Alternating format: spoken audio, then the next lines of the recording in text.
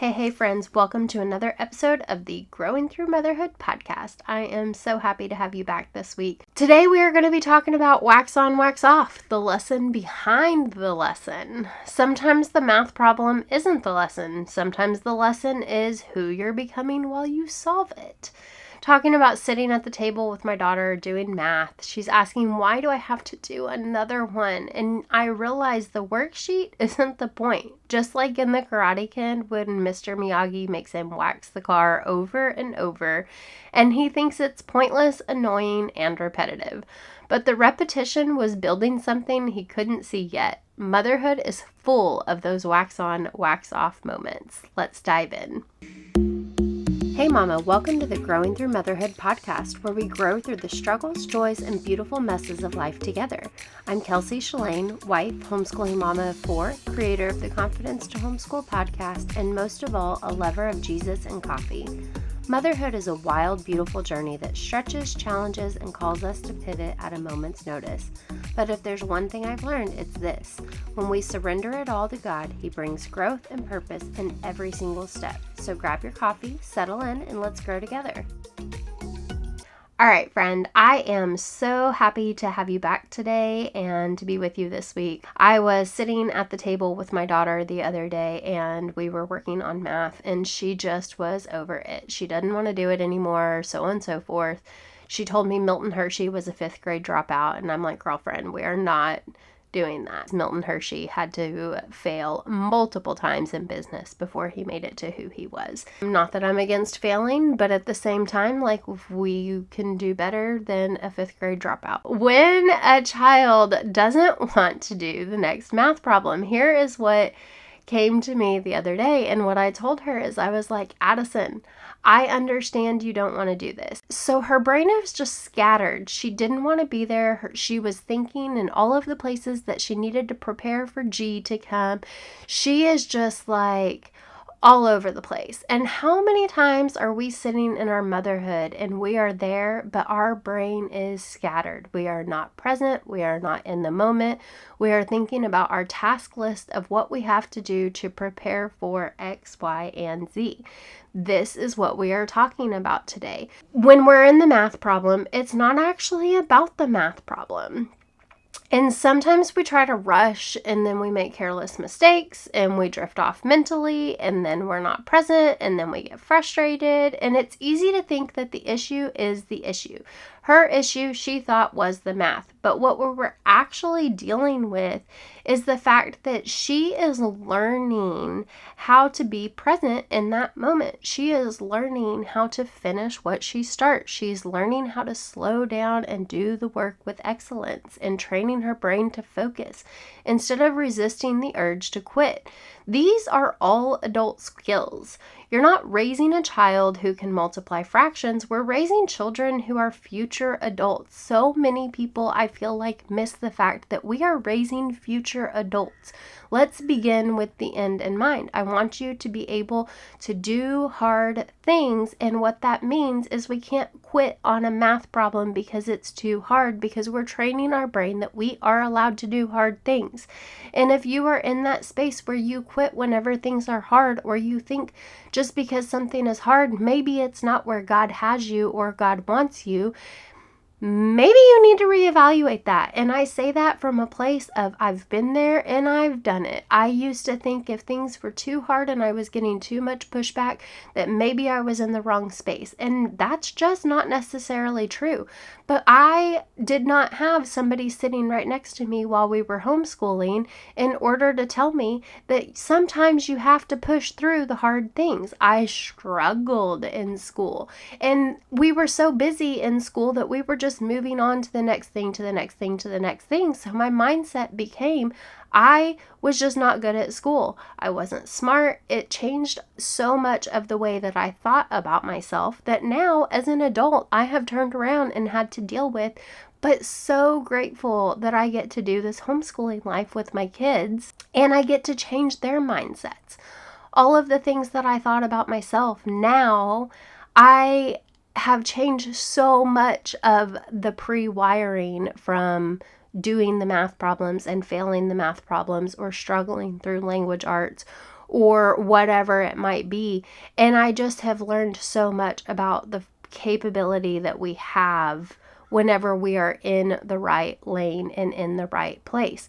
But some of the right things come from going through the hard things that we don't want to do. So just a little plug for homeschooling, because I love this adventure so much. I am so grateful on a regular basis that this is what we get to do in life. And if you're thinking about homeschooling, I just want to encourage you. I want to encourage you that the fact that you have to be patient beforehand is a lie. That is one of those lessons during the lessons. You are teaching your child a lesson. It feels hard. It feels like you may not want to finish the day. It feels like it might be easier to leave it up to the quote unquote expert. But in reality, there's lessons for you behind the lesson as well. You are growing in patience. You are growing in the fruit of the Spirit, self-control, the ability not to explode. And trust me, you will have plenty of times of explosion. I had a day last week where, actually this same day that we're talking about with math, she came back and she was like, I'm mad at you. You yelled at me. She said, I didn't mean the answer was 6. She was speaking to me in a way that we were on just 2 different wavelengths. And I was like, but same. I didn't know that you didn't mean that the answer was 6 whenever I knew that that was not anywhere close to the answer. I'm mad too. I have feelings too. I'm frustrated also, because as much as you have to do to get ready for your G to come, I promise you my laundry list is so much more than what you are thinking about. And I need to move on with my day also. So homeschooling is not, you have to, there's no prerequisites of you have to be patient before you choose to homeschool. You learn lessons right alongside of their learning lessons. You get to help them shift mindset patterns. You get to help them push through the challenges instead of avoiding the challenges. You get to see their confidence stretch, guys. It's so fun to watch them grow into a confident human being. My daughter, like, you can't tell her nothing about herself. She's confident. She is confident to her core. In our house, I tell her, math is never just math. It's focus training. It's integrity training. It's grit training. It's more than what it actually is. And I'm teaching them to have that mindset of, this is not just this. It is also that.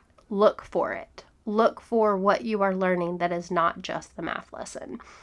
When you homeschool, you have to guard against rescuing too quickly. That is one thing that you have to understand, is that you have to be able to push them a little bit, and you have to be okay with some of the tears. You can't just lower the standard to avoid the tears. And that's okay too. You can have a 5-minute meltdown break. You can have a 10-minute break. You can go outside, run laps. Like, I have found that running also exercise helps their brain, especially boys, to re-engage and relax and be able to work on the things. Mistaking discomfort for inability. Guys, discomfort is where we grow, period. Sometimes growth looks like frustration before breakthrough. God does not give more to the people who are bored with what they already have. The parable in the Bible where they were all given the same amount, and one of them brought back the same amount to God or to his owner, and then the 5 and the 10, and they multiplied it. And to them, they were given more because they multiplied what they were given. In this period of time, in this season, God doesn't give more to people who are bored with what they already have. He gives more to those who steward what's in front of them well. This is a process. This is not just like you do it for a week and then you get more. It's a whole full-blown process. For me, I had to manage how to be a mom to multiple children. Then I had to figure out how to manage a household. Then I had to figure out how to manage a podcast inside of a household. And now I have been moved to this place where I swear God is telling me, I promise you, Kelsey, All of these things are going to fit together, but I am still trying to figure out how I'm supposed to be doing all of the things that I know that God has brought to my plate. I know where He has me in life right now, and I'm still being stretched and growing and learning how to handle on social media, how to keep the podcast going, how to keep my house going, how to keep my kids going, how to keep school going, and more.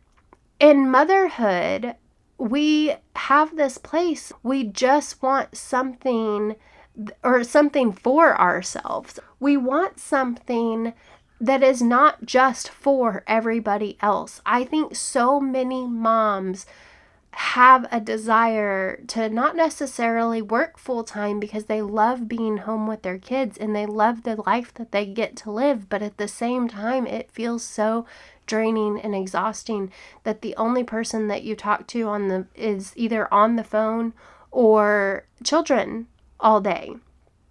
And I want to speak to that part of you. If you are somebody who is like looking and desiring to have more outside of just the household and outside of the children, I want to give you the encouragement to do good first there. That is your place of stewardship first. God gave us our children. They are the absolute greatest gifts. Do well there. Work on being the mom that you desire to be. Even better, work on being the mom that God desires you to be. He is not going to call you to perfection. I can 100% guarantee you this is going to be a lifelong journey. But where can we start being a little bit better? Does that look like we are present and not on our phone for an hour a night? Does that look like we are putting our phones up for multiple hours during the day and we're not on technology? Does that look like presence to you? Does that look like keeping up with your house a little bit better? Does that look like sitting down and having a conversation? Does that look like having a devotional time with your children? Where is it that you're needing to show up just a little bit better to be trusted in the stewardship that God has already given you? Where do we need to step up a little bit? If you're wanting more and you're desiring for God to bring you something that you get to do for kingdom work, which I promise you it's a fulfilling place to be. There is nothing that I love more than to help a woman grow closer and deeper with God, but that first started in the fact that if I can't steward my children well, how do I steward anybody else well? Which starts with, if I can't steward myself well, how do I steward my children well? If I'm waking up and my cup is already empty because I haven't got up and read my Bible first, or I haven't spent any time with God and I'm already starting from a deficit, how do I get there? It all rolls together. I hope you see how the lesson is in the lesson. There is so much that goes into it. I hope that you find an action step today and you can stop and you can look at, where do I need to steward better in my life? And if you can't look and see, ask God to show you where it is that He is working in your life. And then the next thing is, I really want to talk about allowing kids to fail forward. Just like we need to be able to screw it up and screw it up again and do things wrong and then finally figure it out and have the breakthrough. So much breakthrough comes behind frustration. You got to go through the frustration part of it first before you can get through the breakthrough part of actually figuring it out. And it doesn't mean to throw the whole system out. If you have something that's partially working, keep the thing that's partially working until it doesn't work anymore, and then shift. Pivot just a little bit. What is the next thing that helps you? If you guys haven't listened to the book, The Miracle Morning, I'm going to throw this in right here. I love The Miracle Morning right now. I have not completely finished the book, but I will tell you that I have such a better day on the days that I do my Miracle Morning. I'm not going to go into it. You can watch a YouTube video, just type in The Miracle Morning, listen to one of his talks, or you can go on Audible, get the book, you can buy the book, however you want to do it. But I have absolutely loved, and it includes all of the things that I had wondered once upon a time how to include. It includes the meditation, which I use as just like a time with God, prayer, all of the things. It's included in there. Highly recommend going in there and helping steward yourself well before you can steward all the children. A place that I want you to dig in is not making life too easy for your children, not swooping in order to save them from discomforts or inabilities. Here's where we go ahead and we just pull in, the math worksheet, the messy kitchen, the toddler tantrum, the slow seasons, the wax on, the wax off that we are working through on a regular basis. You don't get to the next level until you learn to move faithfully in this one. Faith in this season, instead of rushing through it, is where you are going to be granted more. I allowed Addison the other day to cook dinner for us. Guys, I struggled so much with allowing her to just fully and completely do her thing. She ended up making one batch because that's what the recipe said, which wasn't enough to feed everybody. Then she had to go back and she made another batch. She didn't have to. She chose to. She chose to do a good job in this area, and I am so grateful for that. But it was everything that I wanted to do to step in to help her out, to make her life easier, but she learned in that season. The part of you that wants to step in and fix it, that's control. But you're not called to control. You're called to let them have their life lessons be their life lessons. She did great. Long story short, she did phenomenal. Everybody ate their dinner. Everybody was happy. All was well in the world. But growth requires space, and stewardship isn't just managing what God gave you. It's preparing it to multiply beyond you. And we kind of just talked about this already, but the math lesson isn't there to build her, it's building you. Your patience, your restraint, because it takes restraint not to save them. The consistency of showing up on a consistent basis. We do homeschool 4 days a week, showing up 4 days a week. If we miss one day during the week, we do school on Saturday mornings, and it's totally and completely fine, especially when my husband's not around. Emotional regulation, yours and hers, or his, that is a great place to grow, is an emotional regulation. Not reacting when they resist, allowing and learning your child well enough to know why are they resisting. Like I said with Asher, at the beginning, he didn't want to do anything if he couldn't do it perfectly. I learned that about him. It took me a long time to figure that out. But whenever you are reacting when they're resisting and you're frustrated, it just adds more chaos to all of it. Or you can choose to get curious and to understand why they are the way that they are and why they're acting the way that they're acting. And really, homeschooling, the best thing about it and the worst thing about it is the fact that it requires you to look at yourself in the mirror. It is a really, really great way for God to train you and teach you.